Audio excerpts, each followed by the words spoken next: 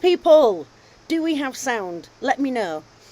Sorry about that. It spent me like half an hour faffing about. So if if you're out there, I'm sorry that it got got halted a little bit earlier, but hopefully we have sound. So yeah, if you can hear me, send me a message. Either way. Otherwise we'll have to cut it short for this evening. I don't understand. I think it's again because I swapped over between Restreamers and YouTube itself. I didn't reset my settings quite the same. So I'm hoping that everything is good. We all good? I hope so. Let me just yes. So where was I? Of course you won't know where I was because you weren't able to hear me. What I was doing was telling you all about the crazy week that I had last week, mainly filming the music video for Forever Wild, which has been a long time coming. Long time coming. So, oh, excuse me. Yeah, give me a shout in the comments if you can hear me, because otherwise I'm just shouting into the void. Hopefully, what I was about to, before I launch into today's little section, which I've got some footage for you.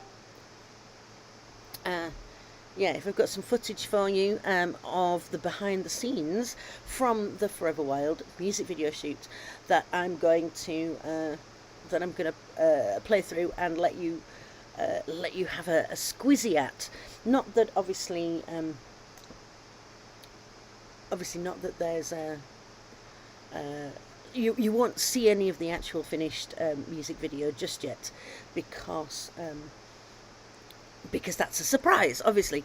So this was stuff taken by video camera, and ironically had the same issue. I have a microphone that attaches to my video camera that you plug in that is supposed to give you like better sound, but it was set to mute. So all of the video, all of the crazy conversations and us sorting out and hearing us all rehearse, it's all silent. So that's why I decided to do a commentary and do it this way. So I've very quickly just edited together a take through of the day, and I'm going to walk you through it, and that's the plan for this evening. So yes, I'm hoping Kath can hear me. Yay! Fantastic. Super. Yes, it was a bit worrying. I don't know what I'd done. Yeah, I think just because I decided to use a different streaming platform, I think that's what did it. I think the settings were slightly different and I hadn't rearranged them. And like I say, ironically, all of the behind the scenes footage also has no sound. So it's obviously, I've got a gremlin somewhere. But yes, so Forever Wild came out in 2018. And I can't believe that it was 2018, which is like 3.5 years ago. It came out in the June or July, I think it was June, in the summer. And then we had like a launch party where Martin and I played the tap and played most of the album and some other sort of original stuff and a couple of covers that we always play together. Oh, excuse me, I've given myself like a dry throat from all of that and panicking there. Yeah, so we did a bit of a launch party down at the tap, and you can see some of those videos here on the channel. They are, if you scroll down and have a look or go back to the homepage, you'll be able to see Forever Wild perform live, and the Howling, I believe, is up there from that night. Yeah, that was a great night. So this song, here's the album, the title track, Forever Wild. So if we'll make sure the light doesn't shine on it, there we go. So if you haven't got it, why not? It's been 3.5 years. Come on, people. Yeah, and the cute little thing that I like is, oh, I just dropped the thing out, is that, look, it looks like a little vinyl record. Oh, I just dropped the insert out of the thing. There we go. Yes, proper booklet. It's got all the lyrics in it, which is something that I always used to like when I was younger. Something that always, I don't know, drew me to like the buying of records and the, you know, buying of artists' music, was like the artwork and the stuff that you got with it was always a big part of it. But of course, now with everything being a bit more digital, you don't always get like that same kind of thing. You might get some artwork with it, but you don't get that kind of tactile thing. So yeah, I definitely like doing physical CDs. So because we're running a little bit later than expected, I'm just gonna dive straight in. And again, if as I change through the scenes, if you can just give me a thumbs up that everything, we can all just still hear one another, yeah, that'd be awesome. So what I'm gonna do is, yeah, let's start with some of the behind the scenes footage.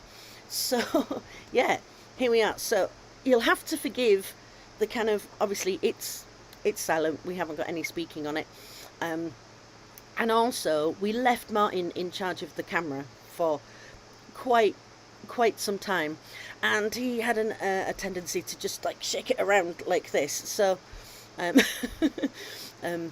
think he's just generally overexcitable, isn't he, our little Martin, bless him. So what you can see here is the wonderful Nanook. Now, yeah, we were yeah, very, very lucky to have this gorgeous husky, and his mum and dad, Julie and Dan, drove him all the way up from Sussex to play the part of the wolf in Forever Wild, because you can't have Forever Wild without without a real live wolf, can you really? No. That's not going to happen. Yeah, it has to be. So yes, we managed to get him to participate. And then you can see me in my outfit. You don't realise how strong and heavy those dogs are. They are solid. And yeah, he's pulling and you're trying to stand upright. We couldn't let him off lead at all, because huskies they're trained to run, and the slightest thing and he'd be off. So yeah, even though I've got all this corset and all these belts and things on to look like a proper old hunter. Oh look, there's Martin. Yeah, it was he's pulling on me, trying not to pull me over. I can't bend in the middle. To be fair, I can't bend in the middle a lot of the time. Oh look, here we have Chris, the wonderful Chris Peterford, amazing nature photographer, joined us on this shoot to help with some again behind the scenes stills, and also to play the part of the woodcutter. Yes, his camera is very precious to him, which is why you see him drop it there, which just, yeah, my heart leapt into my mouth. I thought, oh my God, what's he done? But yes, he tested it and it was all fine, but then obviously became very, very paranoid with it all. But don't blame him. It's like a grand's worth of camera, seriously. Yes, the giant puppy, Kath, definitely the giant yeah, he was just totally, yeah, like a big old puppy, but weighed about, I don't know, 40 kilos or something, just solid, and really, yeah, really pulled on the old on his lead, because we had to hide the lead. Sometimes it was like up my sleeve, sometimes it was like round the back, so he had a smaller collar on than usual, which he normally would wear like a full harness, which means that when he pulls, it pulls from the middle of his back. But of course we needed to hide it underneath all of his fur, so he had a smaller collar on. So he was definitely pulling it. And of course we were bribing him with treats, so so he was desperate to find where the treats were. Okay, so what's going on here? We've got oh yeah, this is where Red enters the wood. So we've got Jay, the director there, fantastic Jay Hillier. We love Jay. Really chilled out guy, knows his stuff. So we're doing a couple of establishing shots there. Oh, here he is, Mr. Jackson himself. Yeah, so obviously I've known Martin for years. We've performed together millions of times.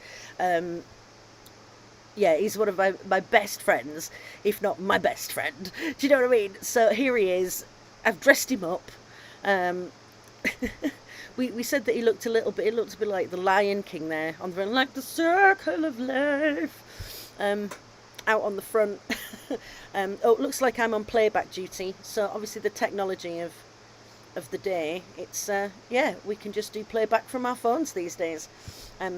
We did of course have to. We were fighting against the light a lot of the time. If you saw the live that I did from the ridge there, you'll see we had this amazing sunset, absolutely beautiful sunset. But then as soon as it got dark really quickly. And of course, you're under the canopy of the forest, so you've got to quickly just get as much light as you can, and yeah, and run with it.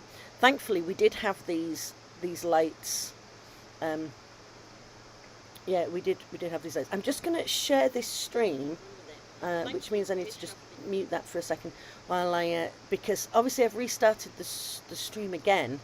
It means that some of the people on YouTube who have clicked the link before means it's not going to be working, is it? So, which I've just realised. So I'm just going to quickly do that. So what we got going on here? Oh, Martin on light duty. Bless, fantastic, amazingly talented dude, and he's holding a light. Not to say, of course, that that lighting technicians aren't incredibly talented.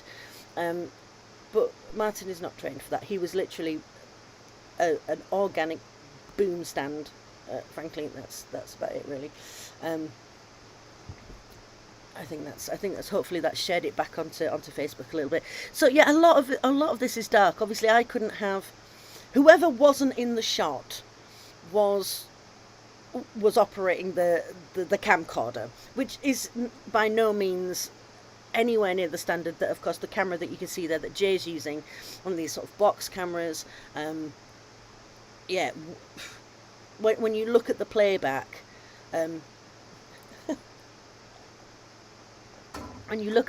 yes, organic boom stand, yeah, basically. But you couldn't have any extra light from the camcorders. You had to just sort of steal the light that was already been done. If you notice, a lot of the time we've got this just a slow fit dim in and out, which just stops it being so glaring. It makes it look slightly more naturalistic, so it makes it look a little bit more as if the moon through the trees, because we had to obviously replicate moonlight. So what's going on? Oh yeah, bow and arrow. So here she is wandering through the forest. She knows she's been stalked by the woodcutter. I think we saw Chris a little bit earlier while I was chatting. But yeah, trying to figure out, making sure that you have all of the shots is probably the most important thing. So I did write a shot list, and we just basically went through them. We did the things that we needed to do with the light. So the first section that you saw with Nanook, and then of course into the stuff that we did with Martin at the ridge, which we got at sunset. The rest of it happens in darkness, so it didn't matter what order we did it in. So we just, everything that needed this costume and this setup before we got changed.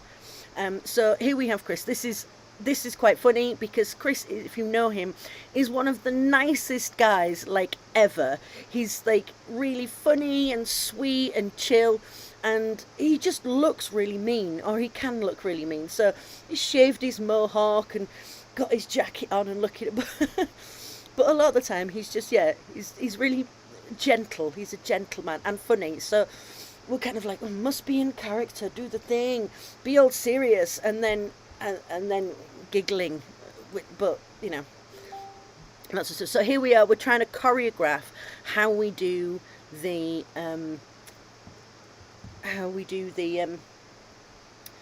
fight scene, because obviously in order for Jay to capture it scene by scene, we want to tell the story, we want to get the emotion across, and we also need to know what we're doing in what order. So this is the part where, if you know the song, the hounds of men, the slaved and the tamed hounds of men, chased her. And he catches up with her and confronts her. Her hood fell and the moon touched her face. But they longed for her meat as they snapped at her feet, but she stood her ground and did not retreat. So that's the bit that we're filming at the minute. And I have to punch him in the face, and yeah, it's just make sure that you don't actually punch your friends in the face. And also we wanted Chris to be quite creepy, because what we have here, we've got the two levels. We've got the fairy tale, it's just happening as a story, but we also have the metaphor here of if you want to say, like, the fairy tale version is, we have this guy, he doesn't want Red to to be the hunter she is, doesn't think, the feminist rhetoric that or the misogynistic rhetoric that he thinks a woman's place is not out hunting, and he wants to possess her. And we had a cool little trick with the ring. I think you saw there earlier, you see her drop the ring, he picks it up, he's on the trail, and then he presents it to her to say, I've got you. Although we did joke about it, it was like, oh, I've got your ring now, oh, I've been chasing you, you dropped this, thanks. Which is basically, if it was Chris, that's what the only reason it'd be. You dropped this, thought you'd like it back, bye. But the character he's playing, unfortunately, is not so nice. So we had to get Chris to be creepy, and there's nothing creepier than smelling someone. So I'm going smelling for my hair, which is what you can see setting up here, which is just, it is creepy. And then it's really creepy when somebody's like that close to your face. Although, there we go, punch him. Did I punch him in the face? No, I think I was alright. I think I just about missed it. I think I went for like here, because as you get the cross with the as you get the over from the camera angle, you don't see the full thing. So it was, as long as my elbow looks high enough, looks as if it's going to connect. The magic of cinema will do the rest. Yeah, so we needed to set up the shot. We were doing another take here. We did quite a few takes here, mainly because of the angle and the smoothness of the actions.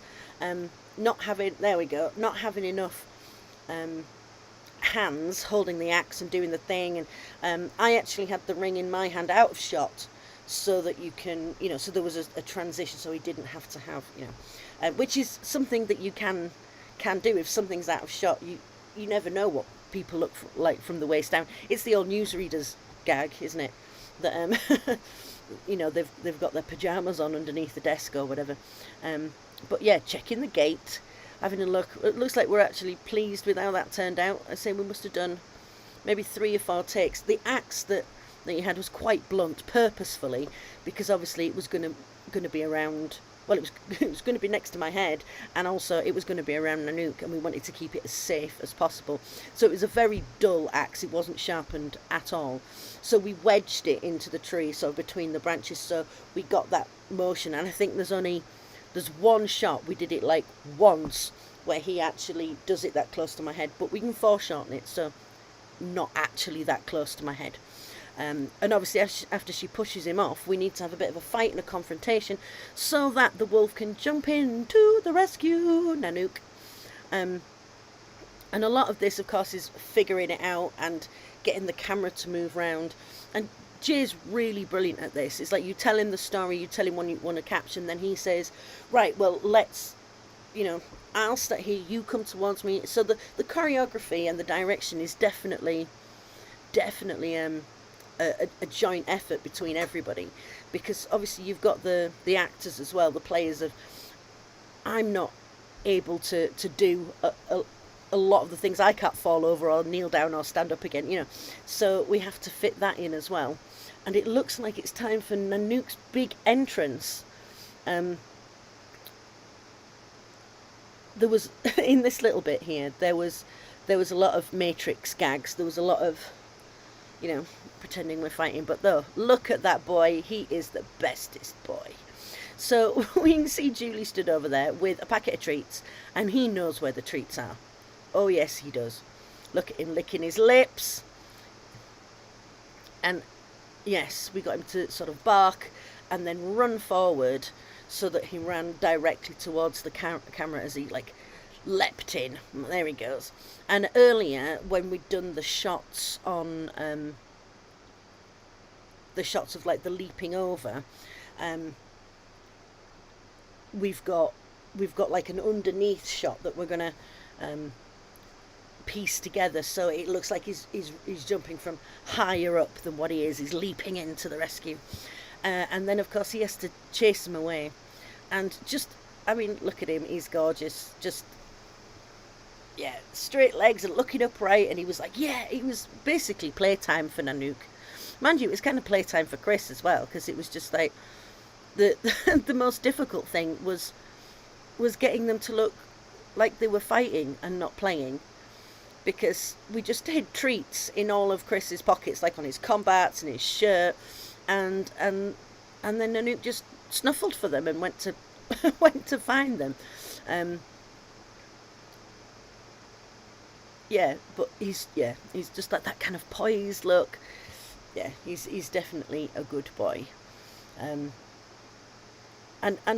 bless, he'd sort of been waiting around since doing that first bit of the walking up and down and doing the shots at the cliff top. Before we saw the bit of Martin on the cliff top, before that we filmed Nanook doing the same thing, so we can interchange that. And of course he'd been doing nothing while we'd doing all of that walking around and stalking. Julie and Dan, bless them, were stood doing nothing, just looking after her. And I was like, are you all right? I'm sorry it's waiting around, but do you know what? Those guys were loving it. They were like, it's really good to sort of see how these things are done. I mean, we watch music videos all the time, and you don't necessarily think of how they're done and what goes into them.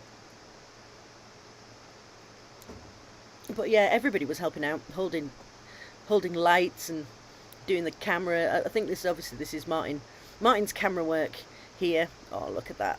He's yeah, Martin's camera work here, which I think by the end of it he realised he didn't have to just like throw it around quite so much. So it's not a phone, it doesn't have the same kind of like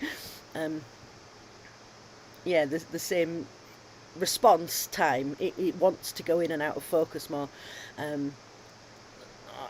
Having a shakedown. But yes, it was amazing working with Nanook. I'm not, self-confessed, I'm not a massive dog person. I'm more of a cat person. And dogs frighten me a little bit unless I know them personally.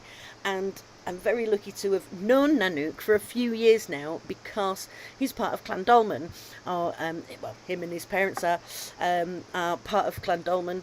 And yeah, so I get to see him, before lockdown, half a dozen times a year at different camps and festivals and things, and I've got to know him. And of course his markings and colouring is perfect. I mean, huskies come in all different shades, just like people, and some are more brown and some are more black and some are just like more white, but he's got that kind of grey and white markings, and the beautiful markings on his face that really do give him that proper wolf look. And of course the really long straight legs, which is what kind of makes it look a lot more like a wolf than like a dog, that kind of leg body proportion. But yeah, look at the markings on his face. He's a beautiful boy, and so good and chill as well. I mean, I think that's what Julie was worried about. She was more worried that he wouldn't be able to be angry, because like he's a pet and he's daft as a brush. And as you can see, he loves all the petting. And yeah, actually getting him to look like he was angry. The laying down and chilling and cuddles bit, of course, fine with. But but yeah, looking angry, not quite so much. So I think this is the final shots that we had with Nanook, which is in the song is, yeah, we all love him, Kath. We loved him. It was like the best thing about the whole day. The best thing about the whole day was having Nanook on set. He was absolutely gorgeous. Yeah, so this is the final bit where we have the conversation between Red and the wolf. So there followed a silence. She cradled him, knelt in his blood. So he's injured from the attack, and she carries him to the fire, and there we had, that kind of, oh, please don't die on me, how can I ever repay? And then through the magic of cinema once again, the idea is that we're going to have a transition scene so that we can swap Nanook for Martin, and we can have the lyrics, we can do the singing, which is cool, the singing part. So this is where it got silly and even more awkward. We had to swap them out, and of course when we did, I think that take right at the end is the one where, as I put my head down, Nanook like kind of nuzzled into me. I was just like, yes, he knows I've got a treat in my hand. But yes, he's the goodest boy. He was also covered in fake blood, which was actually ketchup and gravy, because of course we can't use theatrical or fake blood, because he would lick it off. So I was thinking, what can I use? What's kind of got the right consistency? So it was ketchup and gravy, which I made earlier in the day, which smelt really weird and was all over my hands. Oh, here's the transition scene. So we've got Martin doing his lyrics, by the fire, and them having their, oh my god, you're a person. Well, again, I didn't know how far I wanted to push this metaphor, but in order to have Martin sing the lines, we needed to have some kind of transition. I've even put makeup on him, look, bless. But we've got playback going on here, and it was quite an uncomfortable sort of situation, and bless him, couldn't reach the high notes. Yes, so there was lots of laughter and lots of strange bestrangled noises. But yeah, we did manage to finally get the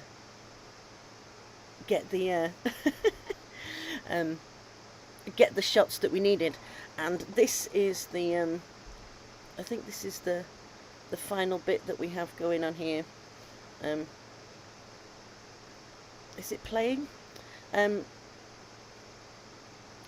Yes, at the end we managed to get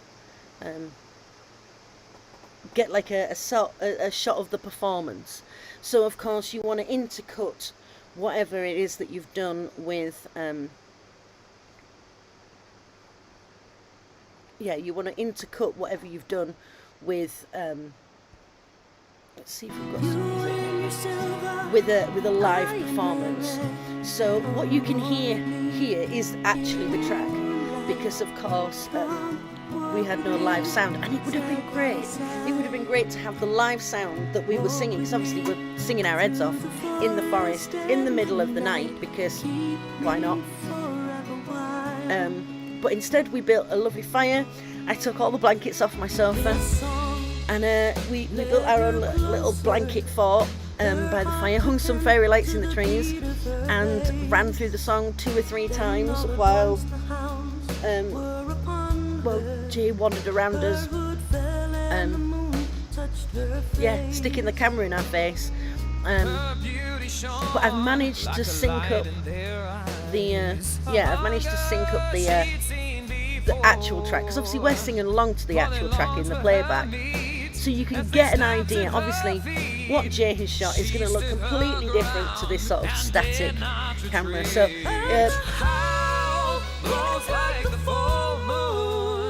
it's always a pleasure to play with Martin.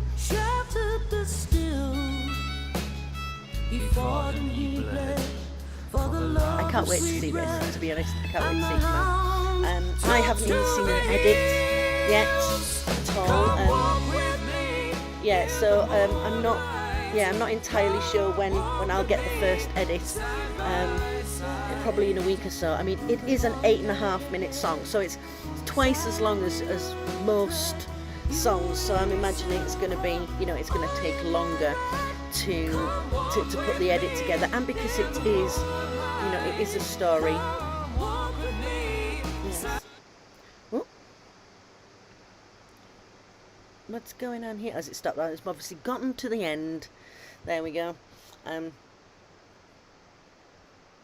But yes, that is the behind the scenes footage from the Forever Wild video shoot. Woo! Yay! So it was very exciting. It was very tiring, and I just want to say thank you to all involved. Of course, Martin, who has been involved with this song since its inception. I think we figured it out. We first performed it on my birthday, 2014. I think that's right, 2014. So it's almost January 22. So that's 8 years. 8 years we've been performing this song together, and of course it took 4 years to get it on an album, which that's not too bad, really, I suppose. But then another 4 years to actually get the video done. I think part of it was because I knew that until I met a dog and knew a dog that I could work that closely with, that wasn't going to, that looked right, because there was no way I was going to do it, without, they've got to get the wolf right. Yes, I was very lucky. So a massive thank you to Julie and Dan, who drove all the way up from Sussex, bringing the beautiful Nanook, who was the goodest boy, and yeah, he was chill all day. He loved the fact that he was being bribed with treats all the time, which I'm not quite sure what that did for his tummy the next day. But then again, he's a dog. I'm sure he'll be fine. He loved being fussed. He loved being the centre of attention. And he was everything that we encouraged him to do. He was able to do. We just basically needed to give him some focus. So when we needed him to look a certain way, we had squeaky toys and things like that, and different leads, like really long leads, so that he was still safe and attached, if you like. But you couldn't see the lead because it was on the floor, and the collar and the lead went down the shoulder on the offside of the camera and things like that. So we were able to make it look as natural as possible. And again, when a lot of them were close-ups of his face for the fight scene and things like that, where you've got Chris on the ground and they're sort of wrestling, Chris has got hold of the lead, and then Dan's not far behind, got the hold of the other end of the lead. So it was all really safe. It took a little bit of working out, but that's part of the fun, right? So so thank you to those guys for bringing Nanook, who really was the star of the show. Of course, thank you to Jay for filming it, and who's in the edit now. He also filmed Dirty River, which is almost a year ago now.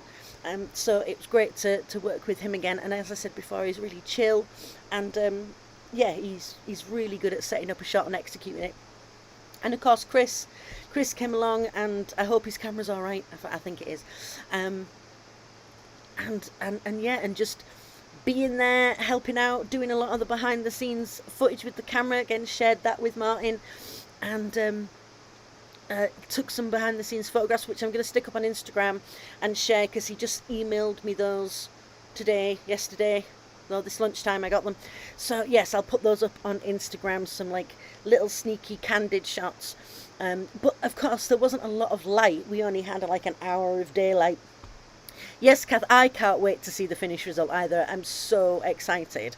We're all excited on the day. I think Martin was more excited than any of us. It's always fun doing a music video, and it's always fun when you kind of get invited into somebody else's project, so I can understand his excitement there. But again, this is a song that we've just been performing for so long. To finally get it done, it was awesome. And I couldn't have done it without the support of those guys, really. So yeah, we had our own little team. I'm sure you saw the rap photo that we stuck up on there. It was an awesome day, very, very, very tiring. And of course, then you'll know straight after that, I think I had 24 hours rest, which isn't enough rest for me. And then I was off again to Brighton on my adventures. So, a long, long ass day. But yes, if you haven't got Forever Wild, you can go to esmenight.com. It's in the shop. 9 tracks. All about the wildness, about independence. It's one of those things that when you're deciding what's going to go on an album, you've got to think about the theme. I know, maybe some people don't, maybe they just chuck anything on there, but for me it was really capturing what, what independence, what it meant to be independent, and obviously you've got to relate it to your life stories as well. So I'm sure that you will be able to see now and understand the print a lot better as Red heads into the woods, which is this print. I'm very proud of this piece of digital art. If you want a copy, I've only got 20 prints. They're A4 prints. They're on amazing paper stock. It's all FSC approved, recycled and sustainable paper stock. It's gorgeous. I say paper, but it's obviously it's art card, and it's a lovely texture to it as well. I absolutely adore it. Printed by a company in Leeds that have all recyclable, all sustainable, all eco paper stock. It's amazing. So they were no-brainer for the choice to have these printed. But as I say, I've only got 20 of them. So if you want one, get in there. Now then, next week I have the opportunity to be in Dorset. I haven't quite made up my mind yet whether I'm able to go, because it's health dependent, really. It's to do with whether I have the energy, whether I have the spoons. But the opportunity is this. My publisher, Beneficio Publishing, are having a book fair on next Friday, which is the 3rd of December? Hang on, Wednesday's the 1st, right? Yes, the 3rd on the Friday, next Friday. And they're having a book fair during the day. Lots of authors and speakers are going to be there. And then in the evening, they're having a spoken word event and a chance for all of their authors to meet their readers, really. So that's the event next week that I've been invited to go along and have a stall where folks can see all of the Red Riding Hood stuff and the stories that I've written with Beneficio, one of which is called Forever Wild. It's the prose version and appears in 22 Opus Arcana, Tales of the Tarot, which is available from their website. But yeah, so it's an opportunity to go down and to see some people that I've not seen in over 2 years. So I haven't fully decided, but I will let you know via social media whether I am going to be there or whether I'm going to be here. Either way, next week we will be talking about books. Yes, so we will be talking about the version of Forever Wild, which is in Opus Arcana. And if I'm not at the event, I think I'll do a reading of it. So we're going to have story time next week. And if I am there, hopefully I'll have the opportunity to interview some people, go live on social media throughout the day, keep you up to date with things, and also showcase some of the spoken word artists and poets that are going to be appearing at the event. So it's an exciting thing, and I would love to go if I'm able to, but I've got the weekend to decide. Because I need to make sure that my health has got to come first, and I've got to see if I'm going to have the energy to be able to do it. Well, I think that's it from me today. Thanks for bearing with me earlier on when I had technical issues and had no sound for like the first 10 minutes and didn't even realise. So yes, I'm not quite sure what went on there. Still having teething issues with figuring out how the best way to stream is. So let me know, do you like it on YouTube? Would you prefer if I did it on social media and then posted it to YouTube afterwards? Is it easier to chat and connect via Facebook than it is via YouTube, and still sort of post it and have it there as a record rather than being live on YouTube? Let me know. Drop something in the comments, or post a note on my page if you are looking at if you're watching via Facebook. Either way, you know how to get in touch with me. So yeah, until next week, whether I am Dorset bound or still in the Wild Night studio, I'll see you there. Until then, stay wild.